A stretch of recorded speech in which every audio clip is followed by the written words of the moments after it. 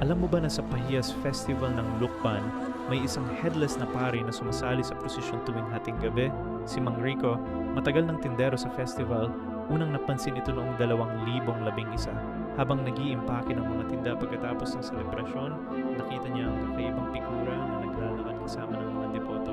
Walang ulo, suot ang lumang sutana ng pari, tahimik na sumusunod sa linya.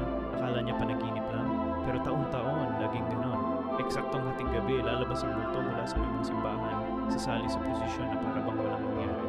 Nang magtanong si Mang Rico sa mga matatanda, nalaman niya ang totoo. Noong panahon ng himagsikan, may isang Spanish friar na napatay ng mga revolusyonaryo habang nagsisimba. Hindi niya natapos ang huling misa para sa mga kaluluwa ng bayan.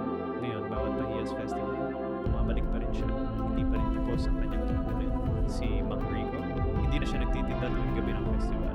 Sabi niya, nakatingin sa kanya ang walang ulo.